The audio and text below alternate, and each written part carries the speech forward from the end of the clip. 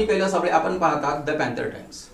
केंद्र सरकार आणि राज्य सरकार झाडे लावा आणि झाडे वाचवा यासाठी अविरत कार्य करत आहे आणि यावरती करोड रुपये खर्च करून पर्यावरणाचा समतोल राखत आहे।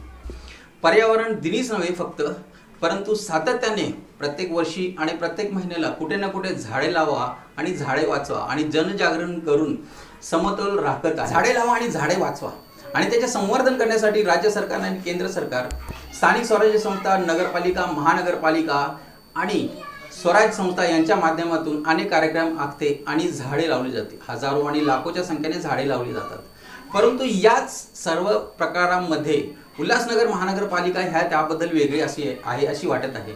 कारण उल्हासनगर शहरामध्ये अनेक ठिकाणी झाडांची कत्तल केली जाते, झाडांची वाताहत केली जात आहे। कॅम्प नंबर 3 येथील पंजाबी कॉलनी परिसरामध्ये 3 मोठी झाडे यांची कत्तल केली जात आहे। आपण पाहू शकता Punjabi colony Ulhasnagar camp number 3 येथील जेकम कंपाऊंड परिसरामध्ये मोठी 3 झाडे ही कापली जात आहेत। छाटण्याच्या नावाखाली तिथे झाडांची कत्तल केली जाते आणि पर्यावरणाचा ऱ्हास केला जात आहे।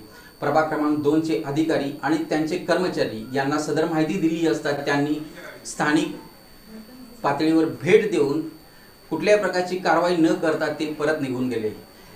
प्रभाग क्रमांक 2 चे अधिकारी आणि कर्मचारी यांच्या निष्क्रियतेचा परिणाम येणाऱ्या काळात पर्यावरणाला भोगावा लागणार आहे।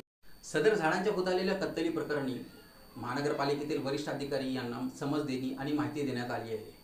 स्थानिकांनी पोलिसांना कळवून तिथे पोलिसांना पाचारण केले, परंतु पोलिसांनी तेथील कर्मचाऱ्यांना घेऊन समज दिली। या सगळ्या संपूर्ण प्रकरणामध्ये महानगरपालिका ही आतापर्यंत कुठल्या प्रकारे कारवाई करते याकडे सगळ्यांचे लक्ष लागूनच आहे, परंतु अशा प्रकारची जी झाडतोड होती त्याला कारणीभूत असणारा जो मुख्य असतो की ज्याने ही झाडतोडणी केलेली आहे त्याच्यावर पालिका आयुक्त कधी कारवाई करणार आणि त्यांच्यावर कायदेशीर कारवाई कधी करणार यासाठी सगळ्या जनतेचे लक्ष लागून आहे। परंतु या सगळ्यामध्ये एकच निष्कर्ष निघतो की महानगरपालिकेतील अधिकारी किंवा कर्मचारी हे झाडतोडीबद्दल कुठल्याही प्रकारे अजूनही सजग नाहीत आणि ते कुठल्याही प्रकारे कारवाई करण्याच्या मनस्थितीत नाहीत। यांची मनस्थिती का नाही आता येणाऱ्या काळच ठरवेल, परंतु सगळ्यांचे लक्ष लागून आहे आयुक्तांवरती। आयुक्तांनी लवकरात लवकर कारवाई करवावी।